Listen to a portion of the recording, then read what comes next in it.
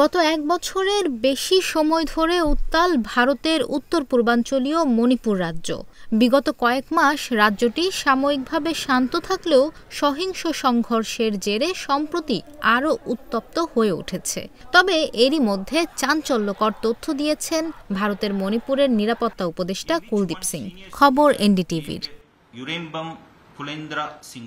গুঞ্জন ছিল আগেই, এবার সেটি স্বীকার করল কর্তৃপক্ষ। শুক্রবার ২০ সেপ্টেম্বর সাংবাদিকদের তিনি বলেছেন, আমরা একটি গোয়েন্দা রিপোর্ট পেয়েছি যে প্রতিবেশী দেশ মিয়ানমার থেকে ৯০০ কুকি সন্ত্রাসী মণিপুরে প্রবেশ করেছে। এই গোয়েন্দা রিপোর্টকে হালকাভাবে নেওয়া যাবে না। নাম প্রকাশে অনিচ্ছুক শীর্ষ গোয়েন্দা সূত্র এনডিটিভিকে জানিয়েছে, গোয়েন্দা প্রতিবেদনটি দক্ষিণ মণিপুরের ভারত মিয়ানমার সীমান্তবর্তী জেলাগুলির সকল সিনিয়র পুলিশ সুপারদের কাছে পাঠানো হয়েছে। বৃহস্পতিবার পাঠানো ওই গোয়েন্দা রিপোর্টে উল্লেখ করা হয়েছে, মিয়ানমার থেকে মণিপুরে প্রবেশ করা এসব কুকি সন্ত্রাসী সদ্য প্রশিক্ষিত ড্রোন ভিত্তিক বোমা, প্রজেক্টেল, মিসাইল এবং জঙ্গলে যুদ্ধে পারদর্শী। কয়েকজন গোয়েন্দা কর্মকর্তার বরাতে এনডিটিভি বলছে, এসব যোদ্ধা ৩০ জনের গ্রুপে ভাগ হয়ে মণিপুরে প্রবেশ করে। তারা এই মাসের শেষ দিকে মেইতিদের গ্রামে বেশ কয়েকটি হামলার পরিকল্পনা করে থাকতে পারে।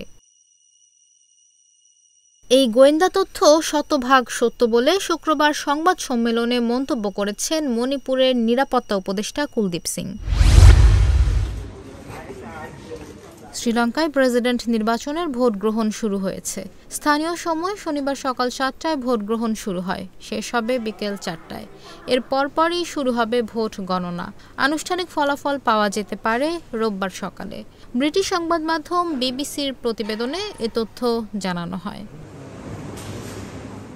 ২০১৯ সালে কর কমানোর নীতি প্রবর্তন করেন শ্রীলঙ্কার তৎকালীন প্রেসিডেন্ট গোতাবায়া রাজাপক্ষে।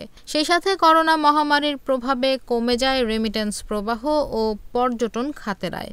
এতে ২০২২ সালে দেশটির অর্থনীতিতে দেখা দেয় ৭০ বছরের ভয়াবহ মন্দা। মুদ্রাস্ফীতি বেড়ে দাঁড়ায় ৭৪%। ২০২২ সালে গণঅভ্যুত্থানে বিলুপ্ত হয় গোতাবায়া রাজাপক্ষের সরকার। এ অবস্থায় কলম্বোর শাসনভার গ্রহণ করেন বর্তমান প্রেসিডেন্ট রনিল বিক্রমাসিংহে। নাজুক অর্থনীতিকে চাঙ্গা করতে আন্তর্জাতিক মুদ্রা তহবিল IMF এর কঠোর শর্ত মানতে রাজি হন তিনি। $২৯০ কোটি ঋণের জন্য দ্বিগুণ কর বৃদ্ধি, বিদ্যুতে ভর্তুকি বাতিল সহ নানা রকম কৃচ্ছ্রতা কর্মসূচি গ্রহণ করেন বিক্রমাসিংহে। এত কিছুর পরও নাজুক অবস্থায় রয়েছে শ্রীলঙ্কার অর্থনীতি। ২০২২ সালে বিদেশি ঋণের কিস্তি পরিশোধে ব্যর্থতার পর এখনও তা শুরু করা যায়নি। দেশটির বিদেশি ঋণের পরিমাণ $৪৬০০ কোটি, যার ফলে জীবন চালাতে রীতিমতো সংগ্রাম করতে হচ্ছে লাখ লাখ মানুষকে। সরকারি পরিসংখ্যান বলছে, ২০২১ ও ২০২২ সালের মধ্যে শ্রীলঙ্কায় দারিদ্রতা দ্বিগুণ হয়ে ২৫% পৌঁছেছে। এমন পরিস্থিতিতে এবারে নির্বাচনকে পরবর্তী নেতা বাছাইয়ের পরিবর্তে IMF এর কর্মসূচির ওপর গণভোট হিসেবে উল্লেখ করেছেন বিশ্লেষকরা। সেই সাথে এবারের নির্বাচন বর্তমান প্রেসিডেন্ট রনিল বিক্রমাসিংহের জন্য অগ্নিপরীক্ষা বলে মত তাদের। পরপর ২ দিন বিস্ফোরণ হয়েছে লেবাননে। এর মধ্যে গত মঙ্গলবার বিস্ফোরণ হয় বিভিন্ন পেজারে। এরপর বুধবার ওয়াকিটকিতে বিস্ফোরণ হয়। ২ বিস্ফোরণে শেষ খবর পাওয়া পর্যন্ত ৩৭ জন নিহত হয়েছে, আহত হয়েছে ৩,০০০-এর বেশি মানুষ। হতাহতদের বেশিরভাগই লেবাননের সশস্ত্র গোষ্ঠী হিজবুল্লাহর লোক। এই পেজার ও ওয়াকিটকি বিস্ফোরণে ইসরায়েলের গোয়েন্দা সংস্থা মোসাদের হাত রয়েছে বলে জানা যায়। মার্কিন সংবাদ মাধ্যম নিউ ইয়র্ক টাইমসের এক প্রতিবেদন থেকে এমন তথ্যই জানা গেছে। ইসরায়েলের ৩ জন গোয়েন্দা কর্মকর্তার বরাতে সংবাদ মাধ্যমটি এই প্রতিবেদন প্রকাশ করে। ওই ৩ গোয়েন্দা কর্মকর্তা বলেন, হাঙ্গেরি ভিত্তিক পেজার তৈরিকারক BAC কনসাল্টিং আসলে মোসাদেরই বানানো একটি প্রতিষ্ঠান। তারা গোপনে এই প্রতিষ্ঠানের কাজে অর্থায়ন করত। এ ধরনের প্রতিষ্ঠানকে বলা হয় শেল কোম্পানি। এখানে বানানো হয় পেজার। এরপর তাইওয়ানের কোম্পানি গোল্ড অ্যাপোলোর সঙ্গে করানো হয় চুক্তি। সেই তাইওয়ানের পেজারই বিস্ফোরিত হলো লেবাননে। মার্কিন সংবাদ মাধ্যম নিউ ইয়র্ক টাইমস আরও জানায়, এমন আরও বেশ কয়েকটি প্রতিষ্ঠান বানিয়ে রাখে মোসাদ। এই হামলার জন্য ইসরায়েলকে দায়ী করেছে হিজবুল্লাহ। ইসরায়েল এখন পর্যন্ত এই হামলার ব্যাপারে কোনো মন্তব্য করেনি। তবে কয়েকটি সূত্র জানিয়েছে, ইসরায়েল কয়েক মাস ধরে এই পরিকল্পনা করেছে। সূত্রটি আরও জানায়, ইসরায়েলিদের নজরদারি এড়াতে চলতি বছরের শুরুর দিকে এই পেজারগুলো ব্যবহার শুরু করে হিজবুল্লাহ।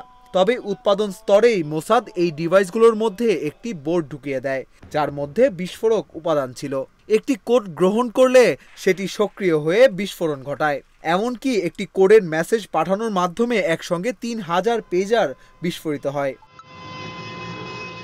বছরের পর বছর ধরেই হিজবুল্লাহকে টার্গেট করে আসছে মোসাদ।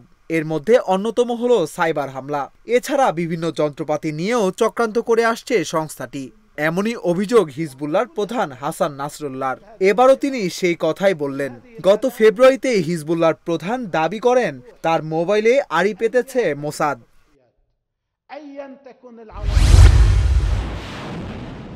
চলমান ইউক্রেন যুদ্ধে রাশিয়ার হয়ে লড়াই করা সামরিক ও বেসামরিকদের মধ্যে এখন পর্যন্ত 70,000-এর বেশি নিহত হয়েছেন। ব্রিটিশ সংবাদ মাধ্যম বিবিসির বিশ্লেষণে এ তথ্য উঠে এসেছে।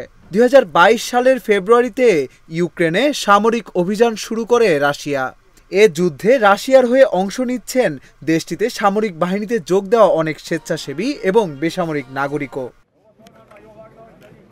বিবিসি জানায়, যুদ্ধ শুরুর পর থেকেই প্রতিদিনই ইউক্রেনে নিহত রুশ সেনাদের নাম, শেষ কৃত্যানুষ্ঠান ও ছবি নিয়ে রাশিয়ার বিভিন্ন গণমাধ্যম ও সামাজিক যোগাযোগ মাধ্যমে খবর প্রকাশিত হচ্ছে। বিবিসি রাশিয়া ও মিডিয়া জোনা নামের একটি স্বাধীন ওয়েবসাইট নিহত ওই সেনাদের নাম সংগ্রহ করেছে।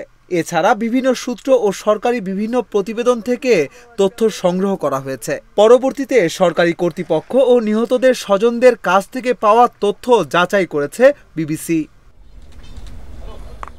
গোরস্থানে নতুন কবর থেকেও ইউক্রেনে নিহত রাশিয়ার সেনাদের নাম সংগ্রহের ক্ষেত্রে সহায়তা করেছে। এসব কবরে সাধারণত পতাকা ও পুষ্পস্তবক দেওয়া থাকে, যা রুশ প্রতিরক্ষা মন্ত্রণালয়ের সরবরাহ করা।